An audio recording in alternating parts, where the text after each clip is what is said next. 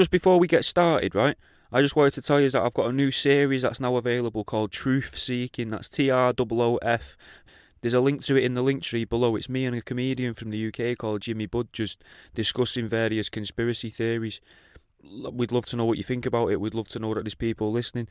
Right, guys, I'm the world around you, and this is Pause for Thought on Threshold FM. And this week, I thought that we could have a little bit more movie madness, looking into films and trying to see what sort of things the directors and the writers and the actors are trying to trick your kids into believing, if you like. For example, with this film, was Tim Burton trying to manipulate your kids into believing something, or was he simply just readying them for a little bit of the future with some predictive programming? And we're going to look at the remake of Charlie and the Chocolate Factory. Now, unlike with the Pokemon episode that we had a two-parter for last month, I've never seen this, and I didn't go into this with any ideas initially, and you might notice that as I go through my notes. Now, I've seen the Family Guy version, where they go around Pawtucket Brewery in like Series 3 or Series 4, I think it was. But I've never watched this. I've definitely never watched the remake, and I don't think I've ever seen the original. And I don't really have much of an idea of what was going on in it. I knew that they're going to get a tour of the factory, but I didn't have a clue what to expect story-wise in that. Now, I'll be dead honest with yous. I can't fucking stand musicals, mate, either. Like, they bore the shit out of me. Now, I like parody songs, innit? Like, I like a bit of Weird Al and that, but I can't stand musicals. And I can never work out, right, in a musical, is the song a part of it? Now, obviously, it's a part of the film, but is the song a part of the narrative, or is the song just in the singer's head? Or is that how one of them's seeing the world? Like, he's got something wrong with him, he's been kicked in the head by an horse or something, and he thinks everyone's singing. It doesn't make sense to me. Like, I remember I watched a bit of Grease, and I saw this woman fucking singing on a porch, and she has a little sing to herself, in the same way that you'd nip out for the cig before bed kind of thing. And then she's on her own, mate. She's on her own singing on the porch. And then about 10 minutes later in the film, another character references that song to her. And I think she finishes a bit of that song in front of them. And to me, it just threw me out of the story, because if it wasn't for the shit acting in the film and the terrible story up until that point, it would have completely ruined the film for me. But I just don't get it. I don't understand the singing. I don't understand why a film needs singing. It just seems like a way to fucking further the plot in a film, like a way that where the writer or the director's gone, I don't really know how to portray this, but if we have a song and just shoehorn that song in, maybe it's a way for the people who make the film to make a little bit more money as well, because then they can release a song when the film releases, and if it doesn't do great at the box office, maybe the song will recuperate a little bit of money in single sales. I'm not sure. But we'll see. This whole episode might just devolve into me just being very confused by this one, because again, it's live action and I normally watch cartoons. But I'm hoping there's going to be some messages in there in Charlie and the Chocolate Factory, because there seems to be messages in pretty much anything I watch. I seem to watch things like Emmerdale with my mum and dad want to go to see them, and I think there's hidden messages in there for kids. So, anyway, let's have a song to get us started. This is we'll go for the classic. This is Ice Cream by Raekwon, Method Man, Ghostface, and Capadonna. If you're enjoying the show, mate, go to my website, www.worldaroundyou.com, and try the books, mate. Try the books, you might enjoy them. There's How to Date an Antique Table, A Lover's Guide, which is a book about how to date an antique table from a lover's perspective. It's got chat-up lines, pick-up lines, fucking dating tips, where to find a nice antique table to bring home, for your mum. Then I've got Uneducated Guesses, which is the first book I ever wrote, which is a load of big words I don't know the meaning to. I just broke them down and tried to work it out and illustrated it. And then we've got the newest book, More You Know, which is a book of fake facts, mate, all illustrated. I think if you've enjoyed this, if you've laughed at any point during this, you'll probably enjoy them. They're about £2.50 on the website, and sometimes they're reduced. Right, so immediately at the start of the film, we're shown this massive tall tower, and then we're thrown down through what seems to be like a vortex. It looks like a vortex of some sort. It's got a grate over the top of it as well, which makes me think that this grate's there to show that this vortex is possible to get to, and it's got some form of maybe permeable or semi-permeable barrier, like a metal grate would be, between the outside world and whatever this vortex leads to. Now, after a couple seconds, it turns out that this vortex is chocolate, which obviously, as I've watched the film now, it makes sense. And maybe I'm jumping the gun a little bit, but we were then being shown a production line and some form of advanced technology. And I find it hard to believe that your regular confectionery manufacturer would waste money on a press that looks fancy. and there are two balls of light on top of the press, which seems unnecessary, which is what makes it look fancy, because it's got like a spiral mechanism, like a screw, like an Archimedean screw, if you like, which pushes down, and then these balls stay still, which doesn't make anything, doesn't add anything other than maybe aesthetics, but also maybe to try and make your kid realise that this is what technology is going to look like, so everything's going to start looking like it's from inside the TARDIS from Doctor Who. Then, straight after that, right, we're being shown that a load of chocolate bars are ascending, right, which they're going upwards, obviously that's what ascending means, and then they're carried off by what looks like a weather balloon. Now, this could be a possible way to try and say that there's a connection between seemingly advanced technology and weather balloons, like the one that was discovered at Roswell, supposedly, rather than it being a UFO crash. People say, oh, it was a weather balloon, it was a Russian weather balloon, but it wasn't, it was obviously a UFO. Now, these weather balloons, right, then start to form a circle, and inside that circle is another inner circle of lights that are also spinning, and it resembles, right, what I would imagine the underside of a UFO would look like if it was directly above you. Now, with chocolate being primarily made from ingredients made in South Africa, grown in South America, and what we learn about how possible alien Quetzalcoatl and how it introduced farming and agriculture to the region hundreds of years ago, could this be to show us that the production of chocolate is somehow actually linked to aliens? It's because chocolate's a good way to control people, because a lot of parents use it as a reward for children, and it's also somewhat addictive and all. We then see this hand that's just on its own with no body attached to it, like kind of reminded me like the hand you fight at the end of Super Smash Bros. Melee, if you remember that on GameCube. Reminded me of that a little bit, and this hand it seems to be showing your children that there's a faceless force that can improve their lives, and that the only opportunities in the world are gifted to them rather than earned, which seems like a shit thing to teach kids. Next, we're shown a few place names, London, New York, Cairo, and Tokyo, which are all very prominent places in the world. Like, London's supposed to be the financial capital of the world. New York's seen as a financial capital of the world as well, but it's also somewhat of a cultural capital of the world. Tokyo could be a possible technological capital of the world, whilst Cairo leaves me feeling a little bit stumped. But if you think about Egypt and that, Egypt's sort of the entrance to Africa from Europe, but also a place of great significance in the occult world because of the ancient Egyptians and their beliefs. And I would hazard a guess as well that all of these cities listed are home to at least one of those fucking massive stone obelisks as well, which seem to be important to all the elites from all around the world. Now, we then get a glimpse of the outside of this factory, right, and it's snowing, which could be to show us, or your children that were watching this film, that there's a technologically advanced something or other in a frozen place, a lot like Antarctica maybe. Many people have theorised it in the past though, haven't they? Like, you know, and maybe that's why Richard E. Byrd went there to try and find this technologically advanced race.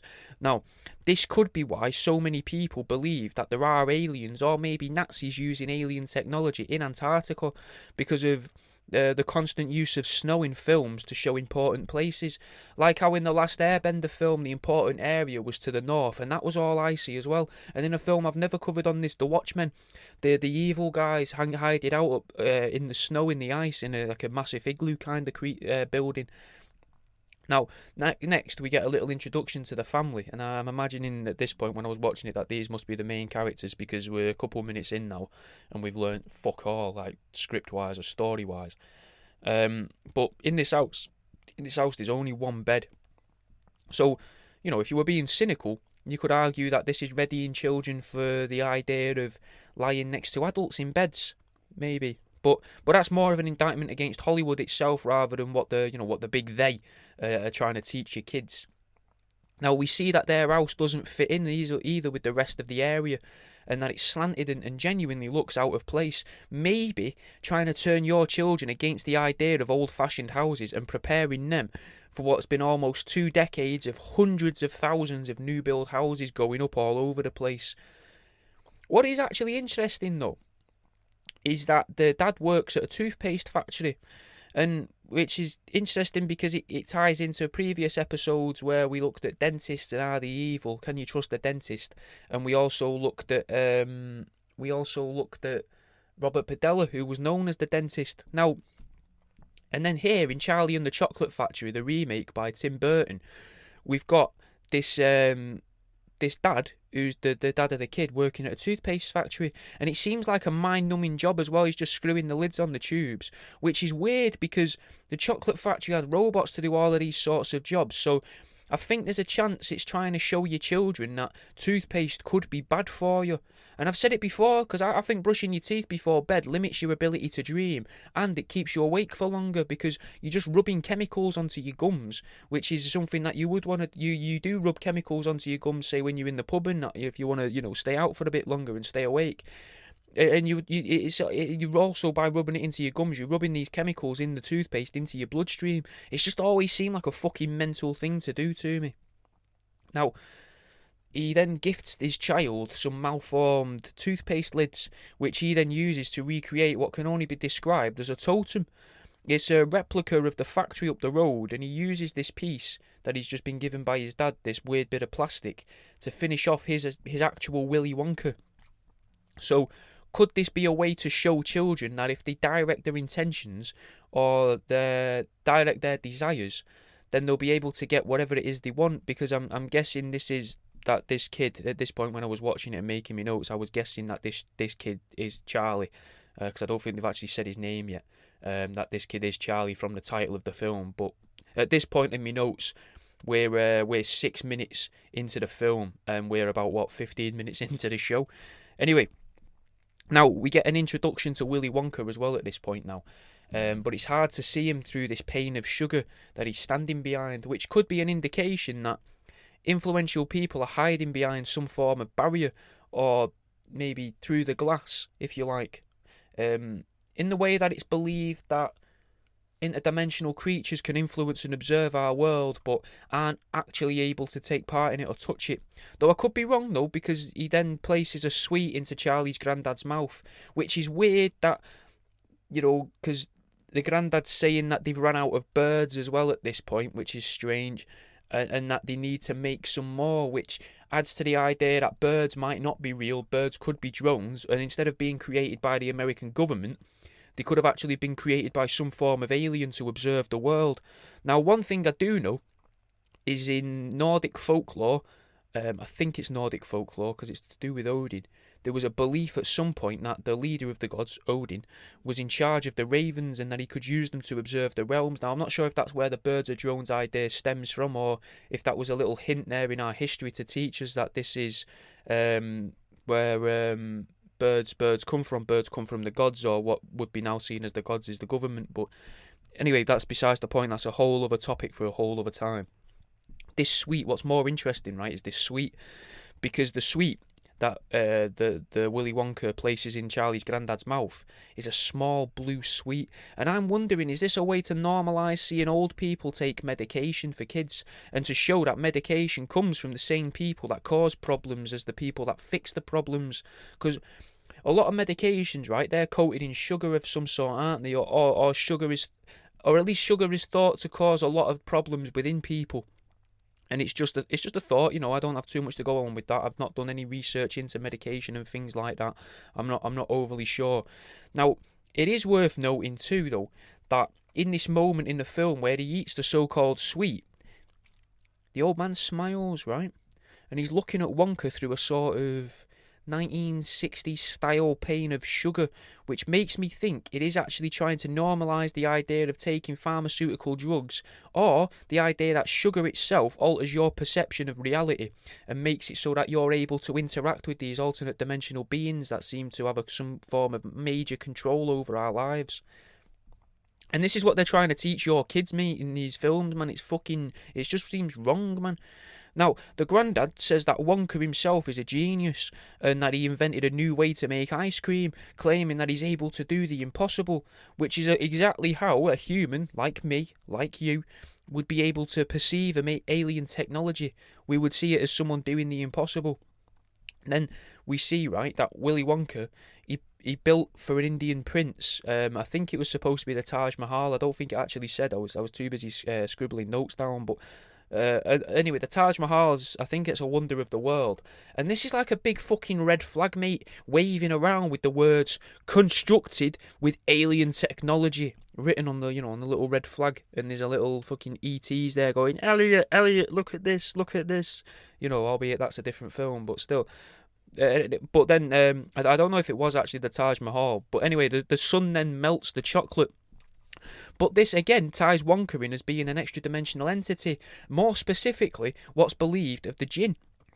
Because the jinn are believed to be able to fulfill wishes, but there's always some weird form of drawback to the wish being fulfilled. In this case, the floor of the chocolate palace is quite obvious, it melted.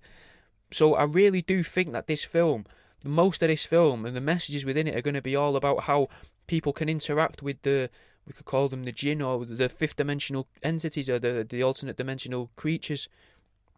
Now, then the film carries on for a couple seconds there, and not much is there, but then you've got a little bit more where it talks about how spies were used to steal the recipes from Wonka.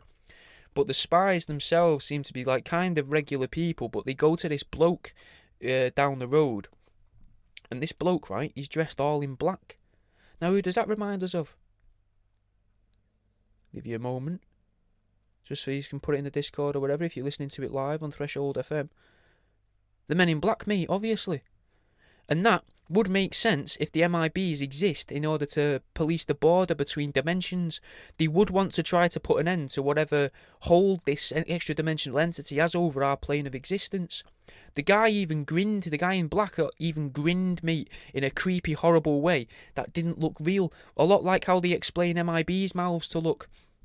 And it shows how these recipes, or quote-unquote alien technology, we should read recipes as, was taken and adapted by these other parties to then create things that change the world. Just like how you could view the way that people believe that technology has been created by reverse engineering crashed spaceships, or maybe how it was gifted to us by tall whites in the past and we reverse engineered that. Anyway, let's have a song. This is Anybody Listening by Classified.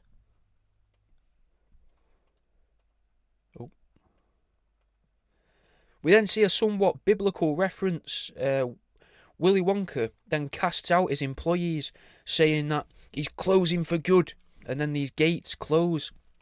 And it seems purposely similar to God casting out his imperfect creations, the Adam and Eve, into the wilderness. Although, if you believe in Adam and Eve, then realistically you should also believe in Lilith, who I can't remember if Lilith went on to what some people now call the devil, I'm not sure. But still, Adam and Eve got cast out. We'll stick with that because that's what everyone's going to know. And Adam and Eve get cast out from the Garden of Eden into the wilderness to go and survive on their own and struggle, right?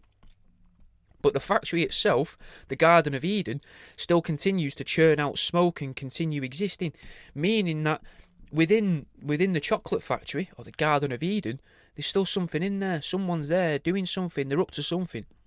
Something that the boss doesn't want the employees to know about. So could this be a subtle way to ready your children to the idea that a lot of big industries have one product openly, right, in the eye of the public? So, for example, you hear stuff and you read stuff online about how Boeing do more than just planes, and car manufacturers make more than just cars. Though, behind closed doors, though, they've got other bits going on. Though the old people, right, in the film say that the factory did stop and then start up again after a very long time.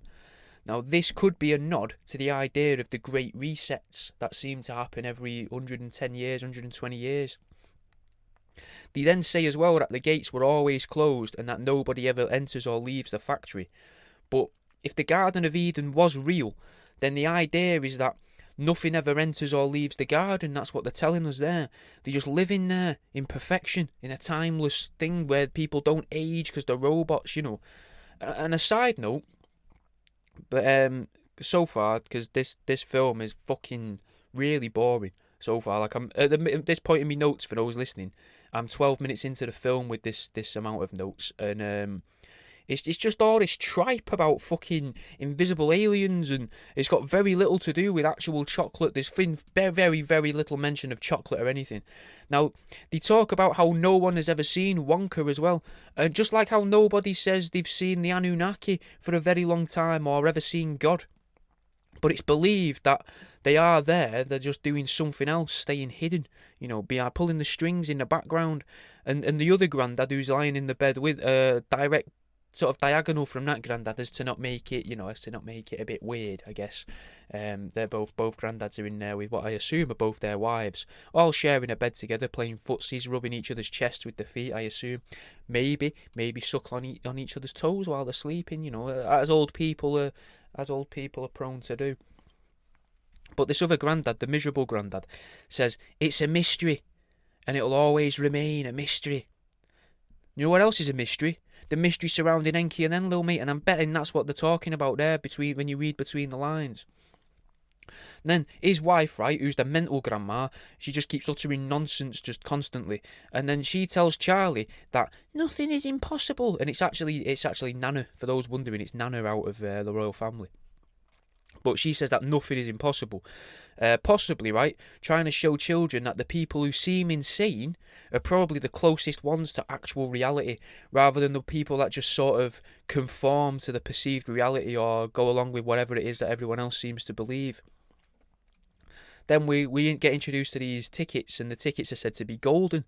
And that ties in again with the Anunnaki, because they were obsessed with gold, mate, and it ties them in with the aliens and the chocolate and the gold, and was the whole idea of getting people to farm the land a way so that they could break up the ground so that they could reach the gold faster, or was it a way to collect all these people in farms, not to eat, but so that they can harvest the farmers' shit and piss easier, because that's where the actual gold is that the alien wants, in the pee and the poo, that they then filter out in some way or other on the big spaceships or whatever.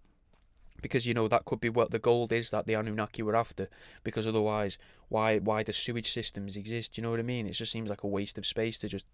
And then to do nothing with all that shit and piss when you could use it for so much stuff, so much things you could use it for. Anyway, you also then hear a poster being read aloud that says that some lucky children will get an unbelievable prize. Now, an unbelievable prize, right? I'm thinking that could be some form of genetic manipulation because of all the other stuff here to do with aliens. Like the ability to live forever, or to fly, or to swim underwater, for example, without needing to breathe air.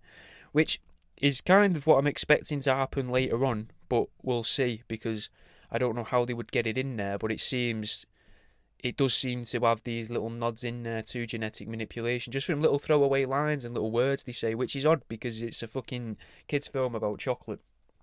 Now, we see the first kid that's found a golden ticket and won the experience, and it's some fat little German kid that's stuffing his face, and it could be showing here that the Germans have a link to aliens or to alien interference, or maybe just a nod to Germans accepting an allegiance with an alien race.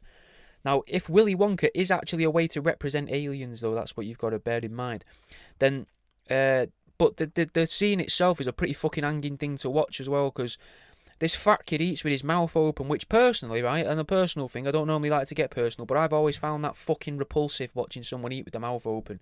And it makes me think that this scene here, it could have been a way to try and discourage young people from eating meat. And maybe Willy Wonka and Tim Burton here could be a reason for why young people want to become vegans, which is fucking weird.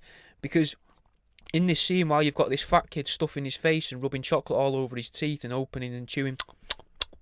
like that, chewing with his fucking mouth open like a pig. There's a man in the background, which I presume is his dad, linking sausages in the background, just still kind of in focus.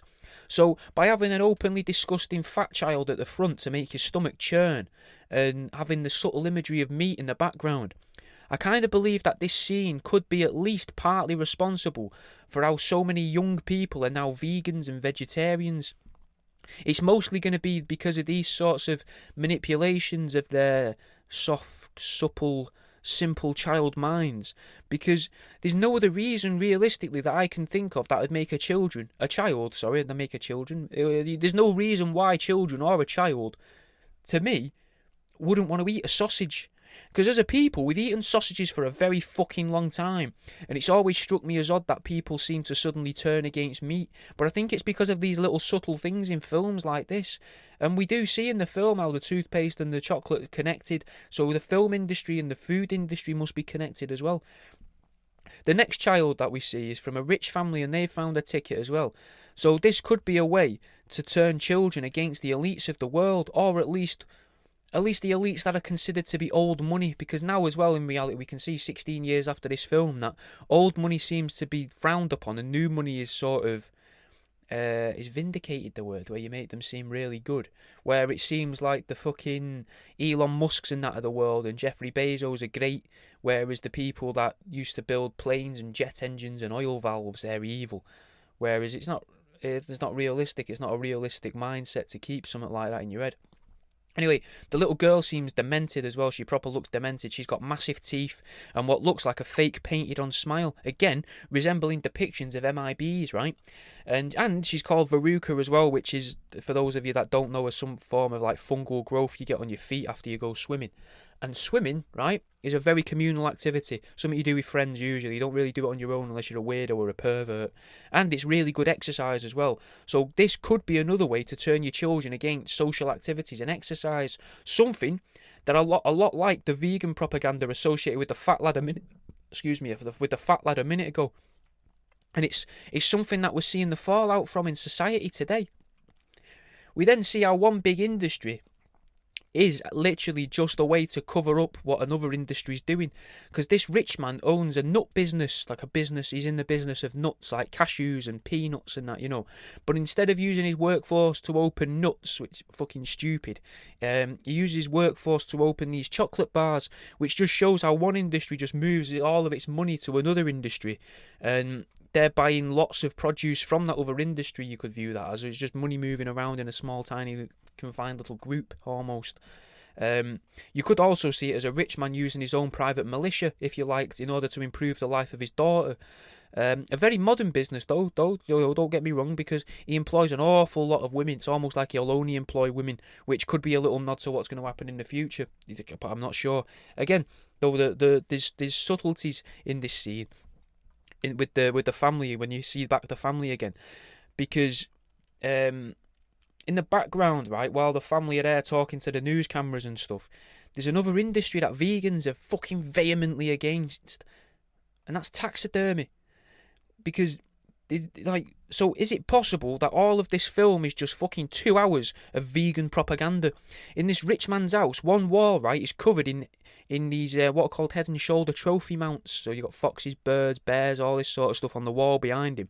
Again, just slightly out of focus so you don't pay attention to it, but you're seeing these really fucking irritating rich people that you're made to not like. It wants you to not like them. And while a kid is looking at this thing going, I don't like him, he's horrible, he's scary, he's annoying, it's also showing taxidermy. It's also been showing the meat industry. So it's turning young people against these things without them even knowing meat. It's fucked. It's a beautiful art form, mate. I mean, I might be biased, because worldaroundyou.com if you want any taxidermy. But I mean, I might be biased because I'm a taxidermist, and maybe that's why I noticed the taxidermy. I'm not sure. Other people might look at it and be like, they're turning people against fucking quality Persian rugs. I'm not sure, because I don't know if there was any Persian rugs in the scene. Anyway, now, as I was saying, these people that in these scenes here are purposely someone that you'll instinctively dislike, and then they're coupled with imagery that society seems to want to turn people against. And it's worth noting that Charlie and his family only eat cabbage, which is something that fucking vegans and young people seem to really fucking want. They want everyone to not have jobs, to be poor, and to only fucking eat plants. Just little subconscious little tidbits in this film for the unknowing children of the mid-noughties, mate. Right, then the little girl is also shown to be a horse rider, and again, on a personal note, I don't like horse riders, but that is another thing that animal rights activists are against, because you're using an animal for sport, and I don't like it either, as I say. Not from like a moralistic standpoint about, I couldn't really care, because I think a horse probably enjoys it because it's been bred for it. I just think horse riders are fucking irritating people after going to a college where they did horse riding as a fucking qualification, and most of the people that did it, I would say at least 80% of the people that did that course were fucking knobheads, mate. But this isn't about me and my beliefs. This is about the hidden messages in Charlie and the Chocolate Factory. And there's even more then as well, like little messages. Because the girl says that she wants another pony, showing that nothing is ever enough for the child, a showing of greed. So far, both the winning kids have been greedy, trying to teach people, don't be greedy, don't fucking buy things, don't help society, don't help the economy, don't buy things, you don't want to buy things because then you'll be like this cunt here, don't buy things, which is really fucking bad, it seems, for society as a whole, because we need to buy things for the world to carry on. Then another part that started to annoy me in the film is all the Americanisms, if that's a word. I'm going to use Americanisms probably a lot, I think, but they're irritating. And it seems to be set in England, this film. It really seems like it's set in England because they've all got English accents and it looks a lot like England. But they then use American words like candy. Something else that's really annoying, and earlier on, I noticed when they said the word colour, I could fucking swear they said the word colour without pronouncing the letter U as well, which I fucking can't stand. And then a little bit more brainwashing now in the film as they show the presumably likeable Charlie sharing his chocolate. And at the same time, they're showing a room full of shoddily made, hand-stitched wares, like quilts and that. So could this be a way to try and influence the children of the noughties to start making quilts and doing embroidery and things like that and sewing and stuff, And whilst also showing it all is quite dark and miserable with no electricity. And because I read a while back that there's supposed to be a blackout in America every 42 to 43 years or so, give or take a couple months. And it's been doing that for quite a while over there. So could this be to try and show that and try and spin it in a positive light to ready kids for it? Because the poor boy who has fuck all in his life is now happily sharing that little bit of something he has with everyone around him. Showing children that if you have nothing, you're still expected to share what you have and give away everything you have. Possibly readying your child to accept taxation. Maybe. It's just weird to me that these directors feel the need to put these things in the films to try and like manipulate people, like it's bizarre. We then see Charlie, he takes a thrown away newspaper out of the bin in the next scene. The guy chucks a bin, and the guy's well dressed, well to do in that. He chucks the news in the bin. Charlie goes and takes it out of the bin, maybe as a firelighter, I was thinking, or something, or maybe they got a leak at home or to wipe his arse with when he goes to the toilet. But no, all this scene here is to show is that poor people don't get the correct news. They actually just get second-hand information, mate. Then we meet the third winner of the tickets, and it's some self-assured girl with fucking loads of trophies. And this could be made what, how like kids get given medals and trophies for anything now. That could be where this kind of stemmed from, introducing it little bits like this in the films. Although the girls seem to be really good at her martial arts, but it is very, very hard to believe that the three grown men in the scene couldn't fucking beat up a child. Because I don't want to brag, guys. I'm not trying to brag. This show isn't about me. It's about Charlie and the Chocolate Factory. But not to brag, I think that if I did have a couple of friends, I think that between the three of us, we could probably beat the shit out of a little girl. I would think. I might struggle on my own. I might struggle with one friend, but with two friends and myself, I could probably hospitalise a little girl. I would have thought. She looks about 8. I reckon you kick her a couple times in the chest, punch her a few times in the head, and then you can just start smashing the back of her head off a wall or something, go to town on it, especially if you've got the other two to pin her arms down so she can't pinch it or scratch you with her nails or bite you out, you know what I mean? I think it'd be really easy. I would actually put money on 3 grown men being able to beat up a little girl, and I would be quite confident on my return from the bet. Now, I'm not a gambler, so I could be wrong. Anyway, she wins the trophies for nothing. That's the point I was trying to make. And one of the trophies that she wins is for her for chewing gum, which that's not worth a prize, is it? Like, you can go out most weekends or just hang around fucking Stockport Town Centre of a late evening and see fucking champion gum chewers, and most of them, for a fact, they've not got a piece of extra out in their mouth. They've not bought chewing gum for the past 10 years, but the jaw just fucking remembers the motion, and they just practice the skill, mate. And could that be a way to try and ready children for the idea of fucking taking as much speed as possible, mate, for fucking popping a few E's and that, it's probably weird terminology, that, but could it not just be about that? Readying kids to see people fucking swinging the jaws off and fucking being told, yeah, that's great, do this, yeah. Just fucking, again, to do with the pharmaceutical industry before, a little tiny little nod to that. The next kid that won a ticket, he plays a lot of video games and he's called Mike TV. And he seemed to be a very matter-of-fact kid, claiming that you just had to understand how the products are shipped and on what dates to be able to figure out where the chocolate bar was. And the kid just bought it to prove a point that he could do it, and then said that they hate chocolate.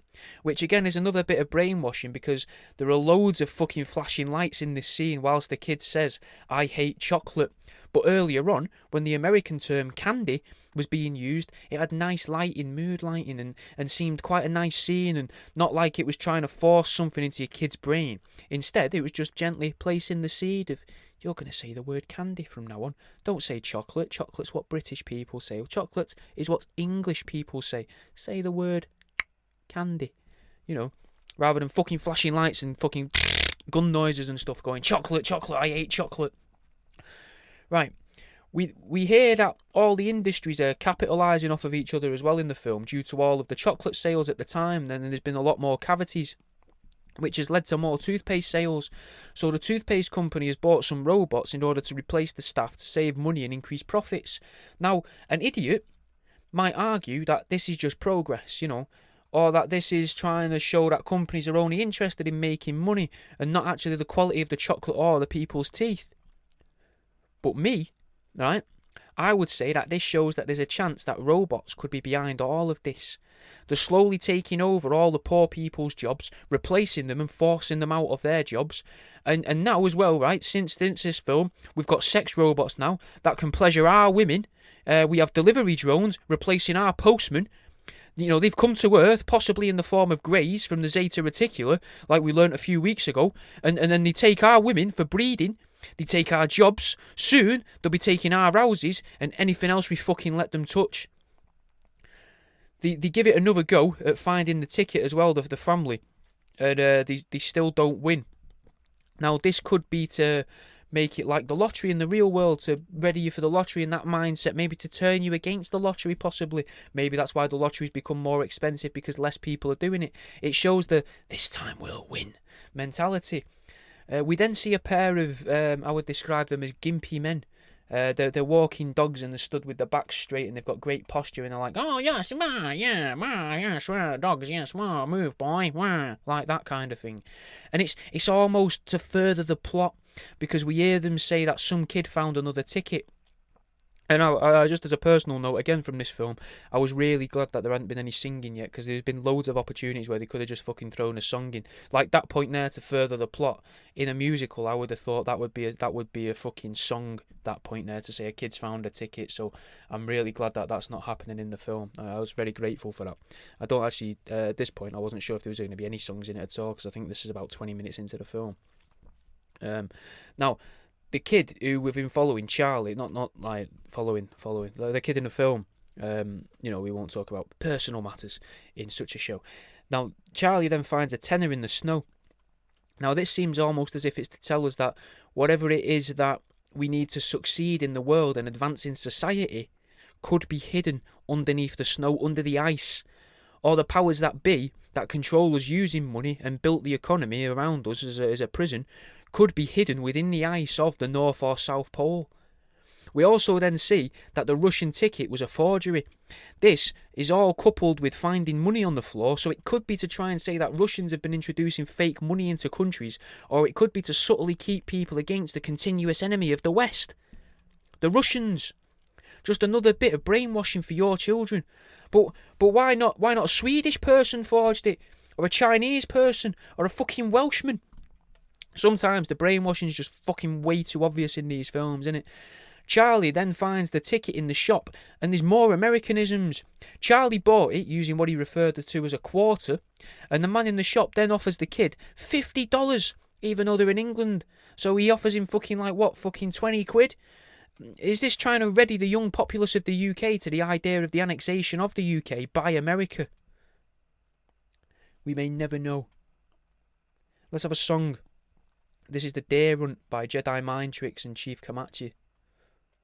Right, then the film starts getting a bit far-fetched, isn't it? It's a bit unbelievable, because fucking Charlie's running around on the ice now like it's nothing.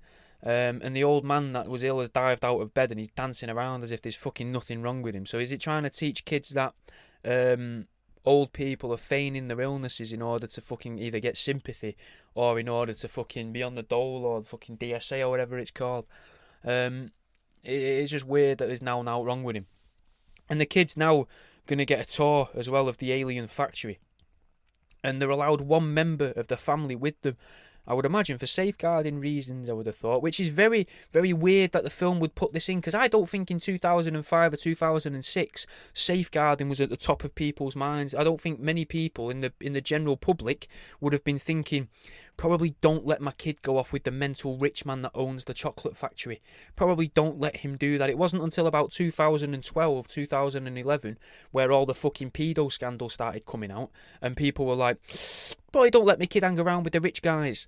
Probably not going to let that happen. So this is definitely a little bit of brainwashing, readying the population of the world for this. You shouldn't let your kid go off with this person by themselves, this weirdo in a weird hat. Don't let them do that. Don't go off with the man in the sunglasses, little boy. Take your granddad, take your dad, take your mum, take a sister. Well, maybe don't take a sister unless she's much older, or a stepsister, from another family who's much older. Probably don't, otherwise you're just taking them another victim.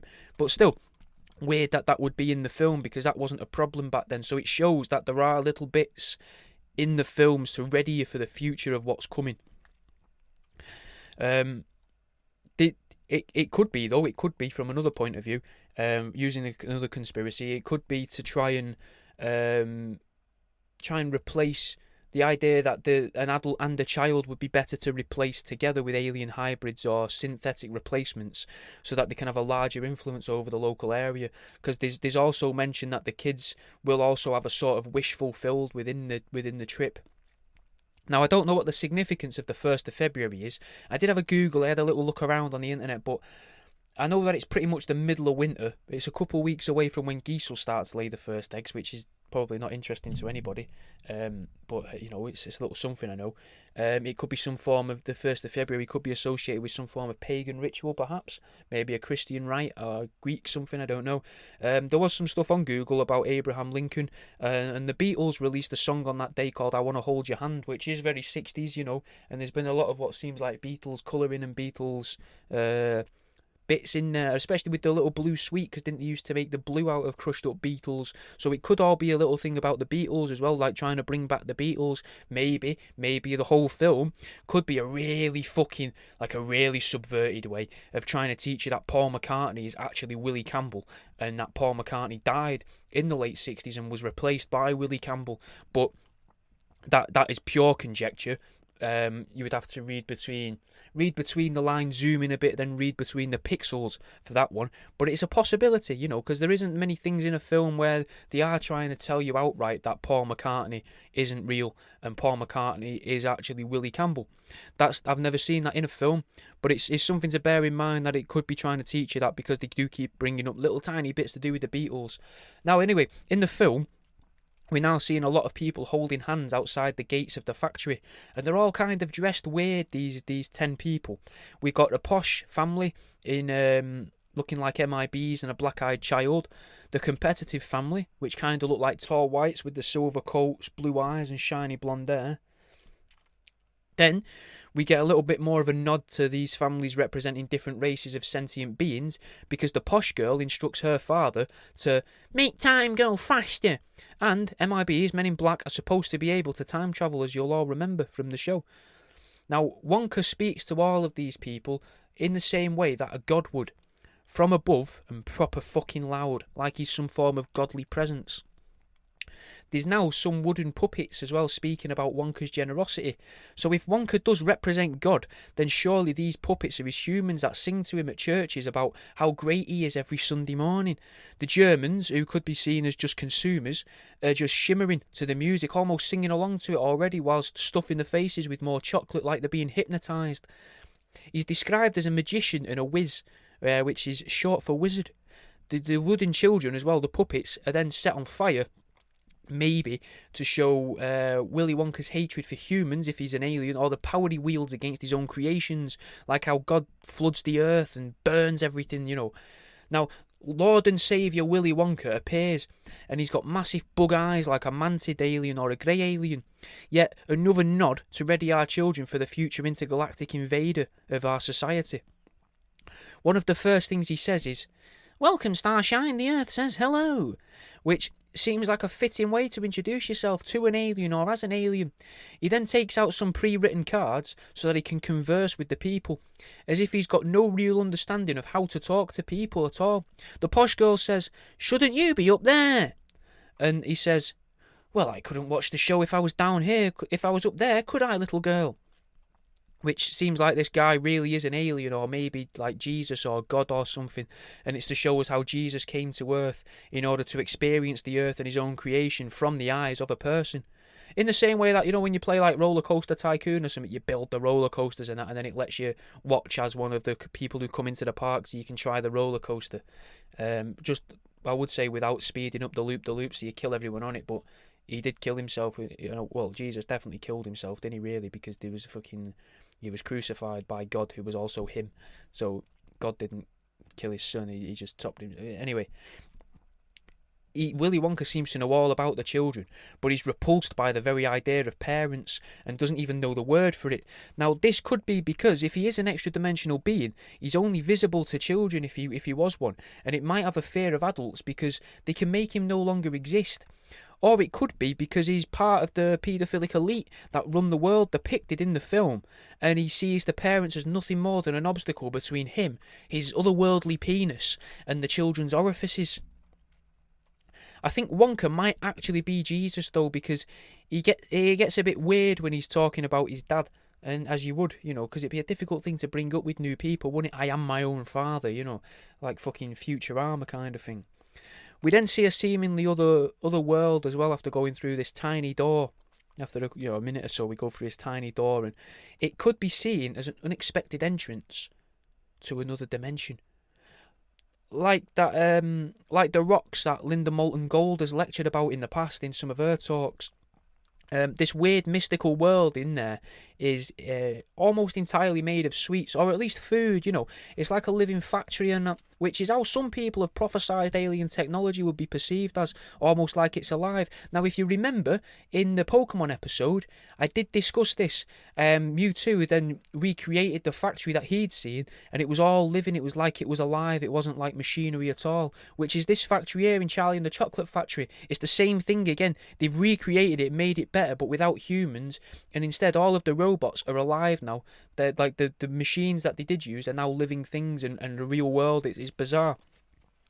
Now, Willy tells all of them that they can eat anything they want in the room, even Willy himself. Everyone else walks off, right, to look at what they can do, but the rich guy just stares at Wonka as if all he can think about is putting Willy in his mouth. It seems odd for a kids' film to have that in there. So maybe that could be a nod to the blood sacrifices and the adrenochrome feasting undertaken by the world's elite. And realistically, we then see some gnome-like creature tending to the factory, and these are the Oompa Loompas, which I was expecting more from, to be honest. I thought they'd be more sort of colourful in that, but they're not really. And he says that they've been brought in from a place called Lumperland, which could easily be a way to show how a race of aliens could be imprisoned within our system and forced to work.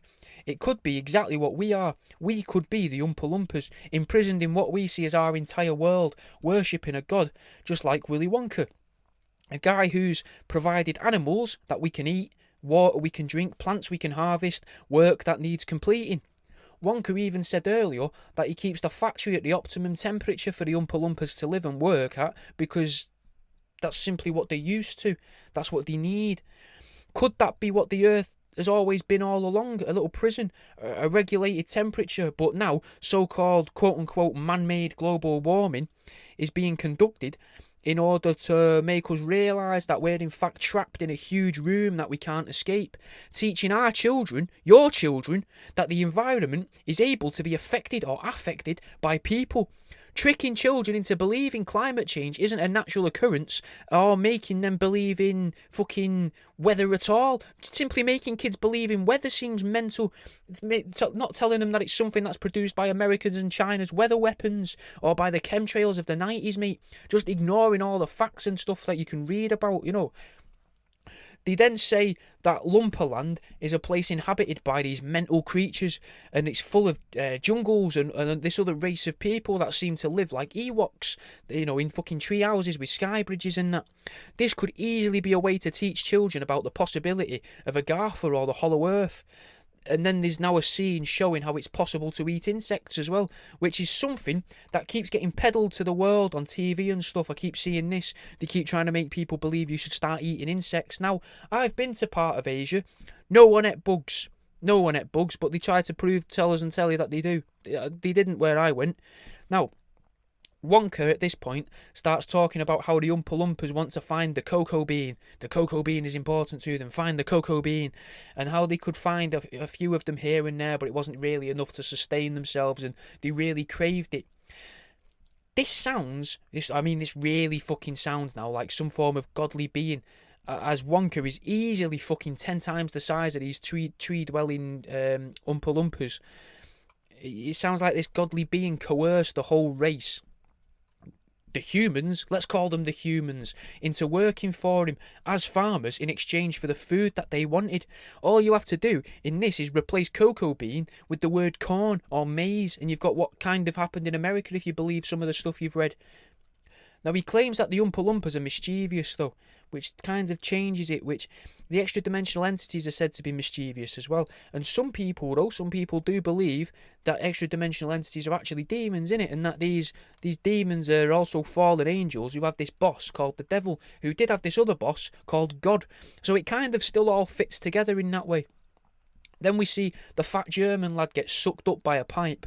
That seems a lot. It fucking looks identical to what you would imagine a spacecraft and a tractor being, mate. Like, it couldn't be anything else. There's no way that's anything else. To say that Germans were being abducted, or the people that consumers will be abducted by aliens. So people that believe this narrative, maybe the people that don't know the narrative, maybe, let's say, but people that just buy into everything in the world and, I'll buy the chocolate, or watch the telly, or sing the songs, I'll hum the tunes on the radio, I'll brainwash myself, this soap tastes fucking lovely. Do you know what I mean? Like the brainwashing soap that you eat and then, or sniff it up, and it comes and tickles your brain, fucking lavender scented, I don't know. But the people that buy into all that, mate, they're going to be abducted by aliens for some reason or other, because they're ready to ascend. And then music starts. A song, which, as we know, saying a song or music, that's just a mainstream people's way of saying the word vibrations, and how vibrations can have an effect and change things. And these vibrations happen, which helps the fat kid who was stuck in the tube to finally ascend. But the characters can hear the song as well, so it is actually a part of the film and not just in the fat kid's imagination, the mum's imagination, or out like that. They're all sort of nodding along to the song, they can hear it. So it's less of a plot furthering device and more to tell you that if you really want to be abducted by the aliens, you've got to be big into your vibrations and that as well with it, which is interesting. These little people, right, the Oompa Loompas, they seem to be knowledgeable beyond their means as well, which seems like they're more likely to be extra-dimensional entities or aliens rather than a people, if you like. They also say, right, that the child will be altered beyond recognition, which ties in with my ideas at the start of this about genetic manipulation being carried out on the children of the world, and now this is to ready people for that and to make people more aware of it, like the X-Files, but instead of the X-Files only being aimed at like the fringe community to like get into it, this is another way to get it in there. So the fringe have already accepted it as that's probably happening, and now this is to get it into the mainstream, because this was probably quite a big film. Tim Burton films are normally pretty big. So this film is making children believe that if they don't behave, or if they go in the water, in this case, which the water is the chocolate, then there's water here that is controlled by aliens, and we also learnt in The Last Airbender that the water was controlled by aliens, or if you like, the moon, if you listen to fucking so-called scientists, then there's a good chance that you now belong to the aliens if you've been in their water. The characters think it's strange that these creatures knew that this would happen as well, but it could be that they can see all of time all at once. So if that's the case, then they've got nothing but time to practice these songs. Symbology-wise as well, we see a red dragon come through a natural gateway, and this could be a way to ready your children for an invasion from China. but could more so be a way to further indoctrinate your children into the belief of dinosaurs, as it could also be seen as a dinosaur. Because it's a boat, but this boat, right, looks like a dinosaur, but it's got loads of these little Oompa Loompas making it move, moving it around, showing that dinosaurs are actually the making or some form of thing to do with these extra-dimensional beings, and they made the dinosaurs, which ties in with how Christians believe the devil put dinosaurs there to test us. But I'm not saying that. I'm saying that the dinosaurs may have been made by, if you listen to the latest episode of Truth Seeking about dinosaurs, that dinosaurs were made by aliens as a possible way to try and terraform our planet early on, to try and change it and get rid of things that were here and to destroy it and add chemicals to the world without actually just dropping bombs on it. But then they got bored and just fucking fired the moon at us, which the moon is just the shell, if you like, of a massive fucking nuclear device. Anyway, Willie repeats himself about the waterfall again and its significance for the chocolate, but what if gold is just a sort of allegory for liquid gold? Not like poppers to make your bumhole bigger, but water itself. Maybe the aliens created waterfalls in order to mix our planet's water so that it can react and release chemicals into the atmosphere for them to suck up the weather in the water, if you like, in the weather balloons, what we see as weather balloons. That maybe instead of detailing the weather balloons could actually just collect the weather. Maybe that's how they float as well, from all the water vapour collecting inside of them, and it pushes the weather balloons up towards, if you want to call it the dome, if you believe in flat earth, it pushes the weather balloons up to the dome, and then maybe it pushes them out of the hole at the top, where the hole could be what we consider to be the moon, and they open up more of a hole at night time. That's why the moon looks so big, because it's harder to notice, and then the weather balloons come popping out of this hole here, and in the day it's the sun, it's the tiny little hole, or that could just be like a magnifying glass to heat the water up, to collect more of the water from the earth in these weather balloons and suck them out of the hole at the top. You know, it's just as a side thought there. And maybe it's some form of creature that's been imprisoned on the higher floor of this factory that we all live in, or that we all live inside of, that's collecting this water for whatever reason, maybe as a means to try and escape, maybe to threaten us, and maybe that's how the Great Flood comes along every few thousand years, the cataclysm, the what's it called in the Epic of Gilgamesh? It was called the deluge, the deluge or something like that. The deluge, I can't remember the word, but basically a massive flood, and that would make sense if there is something above us collecting all the water vapour in buckets or these balloons, pouring it into buckets, and then when he's got enough, he's just like, right, fucking put the funnel in the sun hole, we'll pour it all down there now. Fuck the lot of them, mate. Fuck them.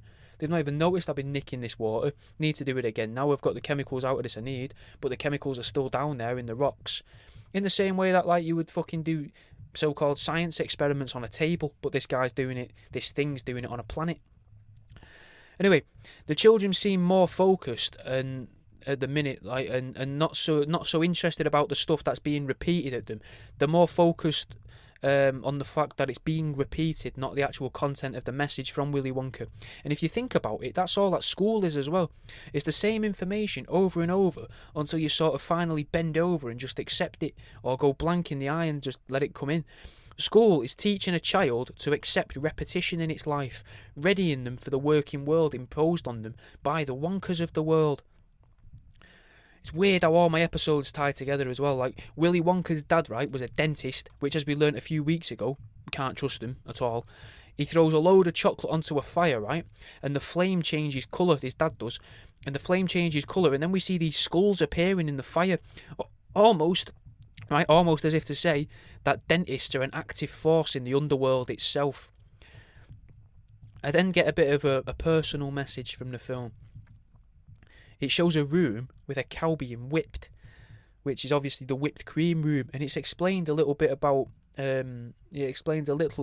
etymology, where words come from, phrases and that, you know. So it's nice to know that whatever puts all these messages into our films and televisions knows that I'm onto something. It's also telling your children to think for themselves, because we can't see a sign on that door. It's actually the poor boy Charlie that works it out, and the rich girl says, "Oh, that doesn't make any sense."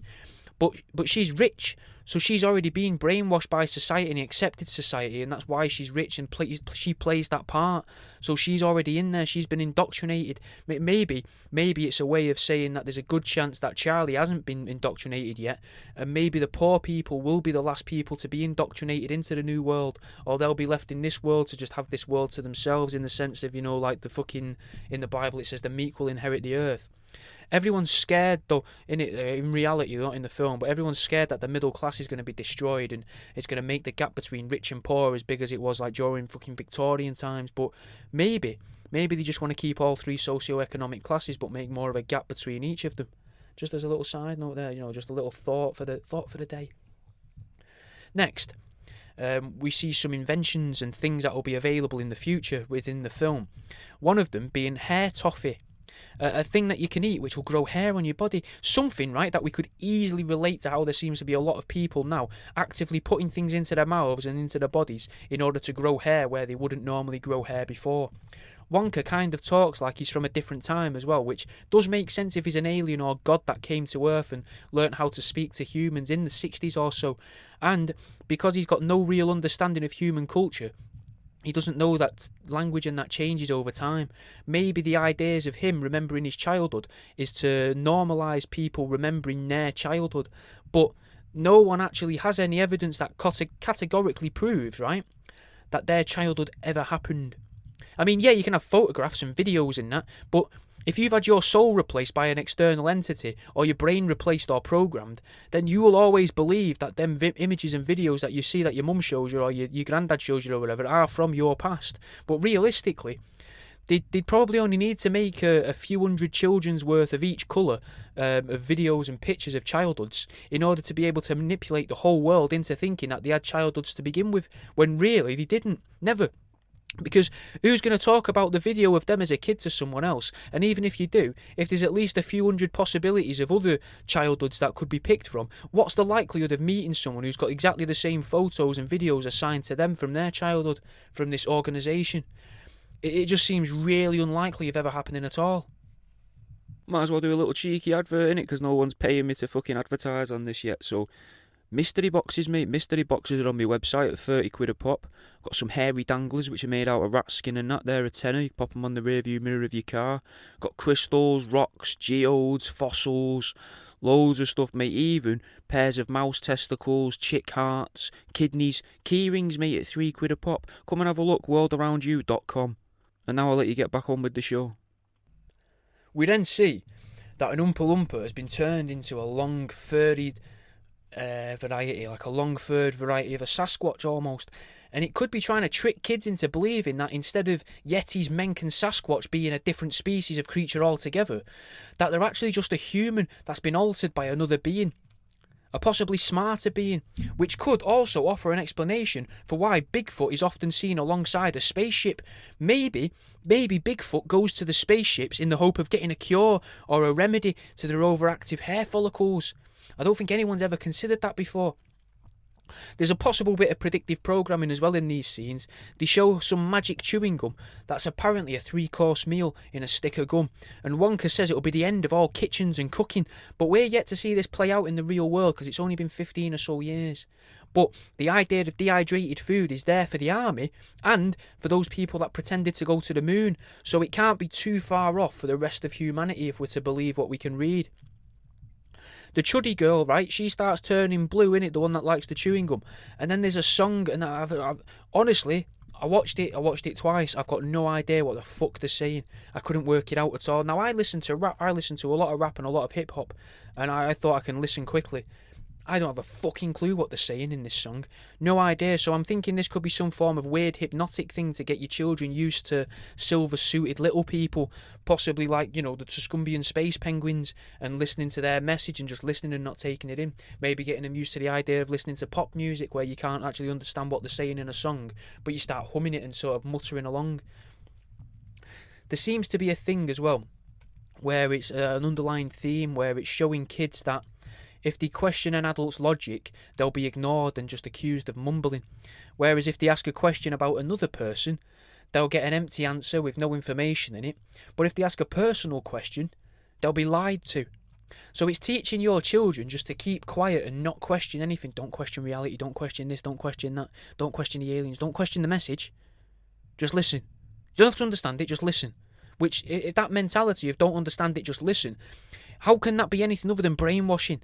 Like, if that sort of brainwashing had worked on me, we'd never have this show. We'd definitely never have Truth Seeking with me and Jimmy Budd. And that definitely wouldn't now be available on Spotify if that had happened. So maybe it's good that I've never watched this before. Maybe, because if I'd watched this film, I would never think like this because it would have fucking got to me. I'm not regretting not seeing this film, because so far it's been pretty fucking boring. It's one of the worst films I think I've watched in a long time. I've been watching it now at this point in my notes for about 4 hours, making notes and that, and I'm at the 1 hour 14 mark in my notes here. I've got a little mark here, so I've been making sure I don't miss anything for you. And we now have a moment where it's shown that Willy Wonka can kind of shapeshift.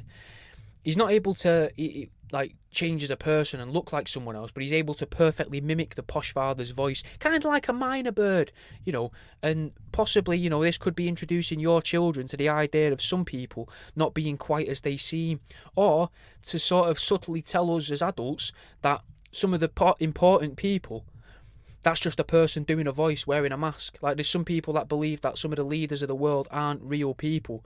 It's more that they're just someone, the mask is what's important that they're wearing, or the CGI that's been laid over their face for the speech, and someone's doing that voice because the message is more important than the person giving the message, if you like.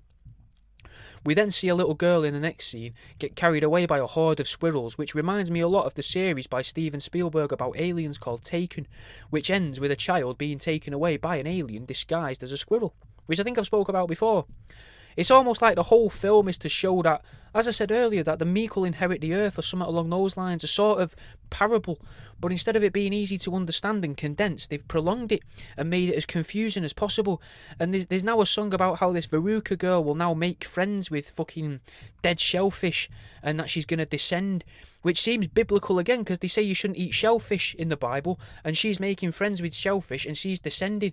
So she's not ascending like the fat German kid did. She's now making friends with oysters and clams and things like that, and fucking prawns, and now she's falling towards hell. This could be a way to show, though, as well, the inversion in our reality that David Icke talks about. In our world, we're told that the rich are going to go in as high as they can, into space even. Like, that happened as I'm recording. I think yesterday, a rich guy went to space, or nearly to space. Although I do think as well that James Cameron, who's quite an influential person and film director, he also did try to descend to the deepest parts of the ocean. So it's hard to know. It's hard to know what's the truth.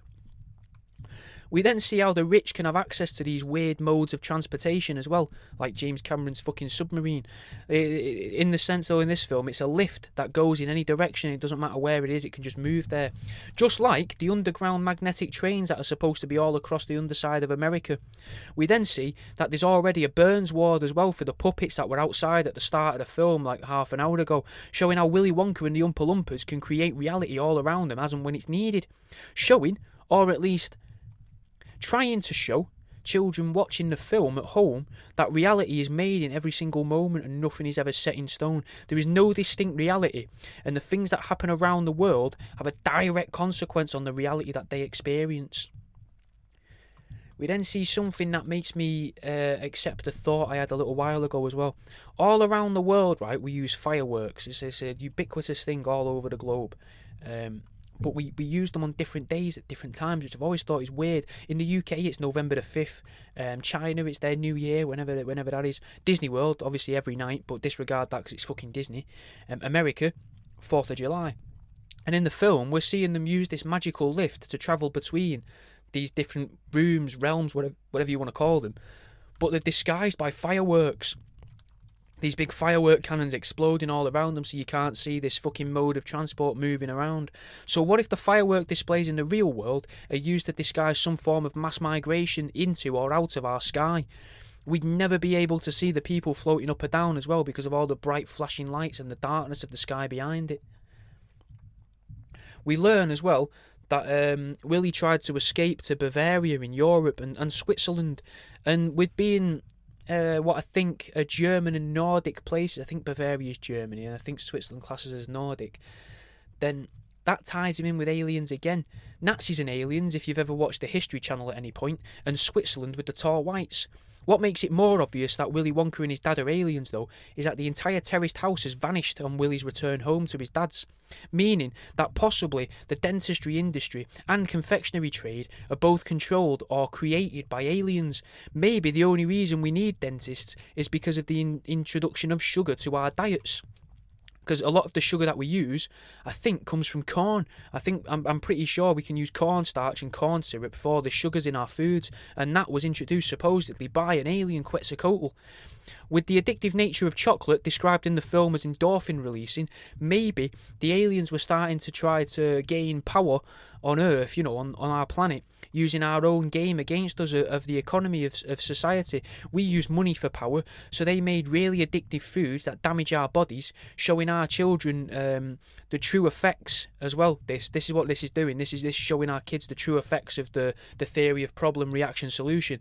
How the same people responsible for starting a problem are then usually responsible for fixing that problem, also that they can get more control or more money in the world. In this case, right, the aliens have introduced confectionery, and in the real world, the aliens have introduced confectionery and sugar, and then said, well, we can have dentists fix these. These are called cavities. We can fix this with dentistry, which means you're going to rub this paste into your gums, which is going to make you stop seeing things in your dreams, and then we can interfere with the real world more because you'll be more sort of lucid and you're not using your brain chemicals as much as you should be to dream. Meaning as well that they can make money from the adults of the world, whilst also training kids to be scared of dentists, using film and television to brainwash them, so that the aliens can also, whilst they're at the dentist surgery, feast on the fear emitted by children that do visit those dentist surgeries. The film itself feels like it's supposed to be a look behind the scenes of what we consider reality, with all the white corridors that we keep seeing, that many people have escaped our reality and spoken about, like the people that have gone through the rocks that I spoke of before, that Linda Moulton Gold had spoke about. You go through them rocks and you just see big white open spaces with fucking boxes in, almost like they're trying to convince children that all of this is just make-believe all around us and in no way could be the real world. Then the so-called smart kid, Mike TV, starts ranting about science and their understanding of science, which is the mainstream beliefs of science, so that kids can hear this and go, oh yeah, I know that. Oh, this isn't real then, because I know the science that this kid's talking about. But it seems like it's trying to show us that science is just another prison that we put ourselves into. Willy Wonka acts as if science is nonsense and that it doesn't make any sense at all, which does make sense, because if there was in fact any science that made sense and was factual, and it was actually truly how the world works, I really don't believe that they'd teach it en masse to the kids at school for free as well.